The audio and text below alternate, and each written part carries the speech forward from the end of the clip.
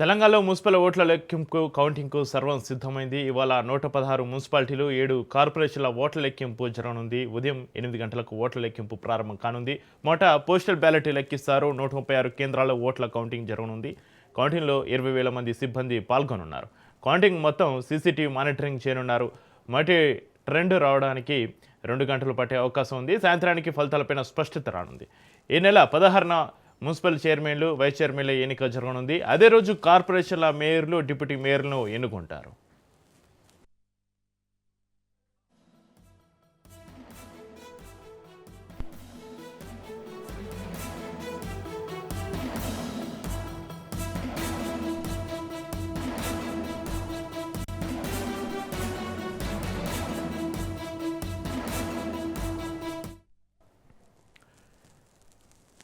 తెలంగాణలో మున్సిపల్ ఓట్ల కౌంటింగ్కు సర్వం సిద్ధమైంది. ఇవాళ 116 మున్సిపాలిటీలకు, 7 కార్పొరేషన్ల ఓట్ల లెక్కింపు జరగనుంది. ఉదయం 8 గంటలకు ఓట్ల లెక్కింపు ప్రారంభం కానుంది. ఇక ఇదే అంశానికి సంబంధించి ఆదిలాబాద్ నుంచి మరింత సమాచారాన్ని కౌంటింగ్ కేంద్రం నుంచి మా ప్రతినిధి శ్రీనివాస్ లైవ్లో అందిస్తారు.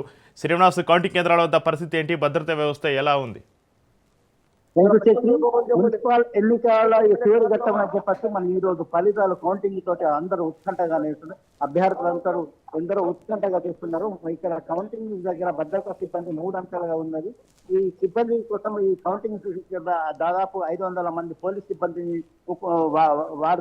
సిబ్బంది డ్యూటీలో ఉన్నారు. ఇక మనం ఆదిలాబాద్ జిల్లా ఆదిలాబాద్ లో జిల్లా మున్సిపాలిటీలో 49 వార్డులలో 216 మంది అభ్యర్థులు ఉన్నారు. ఇది దాదాపు 65 నుంచి 70% వరకు ఓటింగ్ శాతం పడ్డది. అయితే ఇక్కడ ఉత్కంఠగా భరితగా జరిగిన ఈ దాంట్లో చిన్న చిన్న సంఘాలు తప్పితే ఇక్కడ ప్రశాంతంగా జరిగింది. ఇక నిర్మల్ జిల్లాకు వస్తే 3 మున్సిపాలిటీలు ఉన్నాయి. ఈ నిర్మల్ జిల్లాలో 80 వార్డుల కానీ 214 మంది అభ్యర్థి బరిలో ఉన్నారు. 69% ఓటింగ్ పడ్డది ఇక్కడ.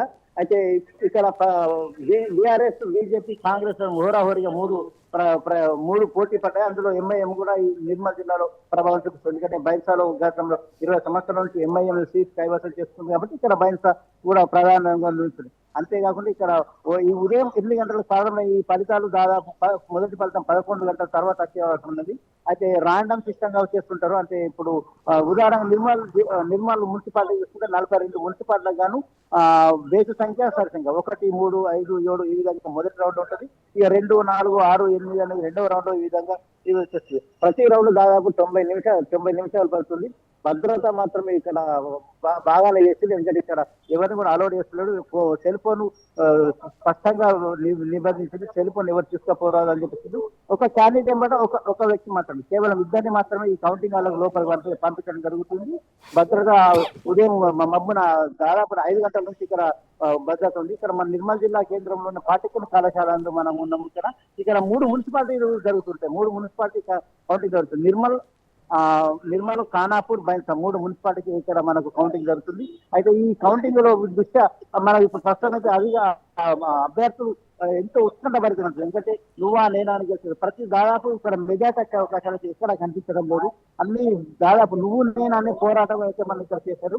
ఇక్కడ ప్రశాంతంగా ఓటింగ్ జరగాలని చెప్పేసి నిన్న ట్రైనింగ్ ఇచ్చి మాక్ పోలింగ్ కూడా ఇచ్చింది. నిన్న అధికారులు దాదాపు 500 మంది అధికారులు ఉపయోగించుకొని వాడుకొని వాళ్ళకి మాక్ పోలింగ్ ఎలా పోలింగ్ చేయాలి, ఎలా రౌండింగ్ చేయాలి, ఎలా కౌంటింగ్ చేయాలి, మొదటగా డబ్బాలో పోలింగ్ బాక్సులను ఓపెన్ చేసి తర్వాత అన్ని బాక్సులు అంటే ఒక వార్డుకు దాదాపు 4 పోలింగ్ స్టేషన్స్ ఉంటాయి. ఆ పోలింగ్ స్టేషన్స్ ఉన్న 4 బాక్సులను ఒక దగ్గర వేసి ఒక డ్రమ్ లో వచ్చి అవి కలిపిన తర్వాత మిక్స్ చేసిన తర్వాత 25కి ఒక గంట కడతారు. ఫస్ట్ ఏం చేస్తారంటే అభ్యర్థులని గుర్తిస్తారు. గుర్తించి ఒక్కొక్క కట్ట 25 బండాలు కట్టేసి తర్వాత అప్పుడు కౌంటింగ్ చేస్తారు. ఫస్ట్ ఇప్పుడు పోస్టర్ బ్యాలెట్ 8 గంటలకు ఫస్ట్ ఓపెనింగ్ అవుతుంది. ఆ పోస్టర్ బ్యాలెట్ ఇప్పుడు ఈ తర్వాత ఈ కౌంటింగ్ అవుతుంది. అయితే శ్రీనివాస్, అభ్యర్థులు వారి కౌంటింగ్ ఏజెంట్లకు గుర్తింపు కార్డులు జారీ చేశారా? వారి కోసం ప్రత్యేక గ్యాలరీలను ఏర్పాటు చేశారా శ్రీనివాస్? ప్రత్యేక గ్యాలరీ ఏర్పిస్తుంది. అభ్యర్థి ఎంబట ఒక అభ్యర్థి కేవలం ఒకటి ఏజెంట్ పంపిస్తుంది.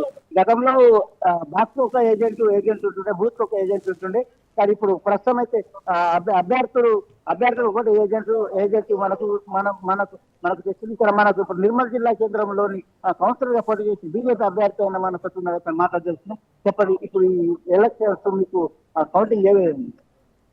ఈరోజు భాజపా జరుగుతుంది.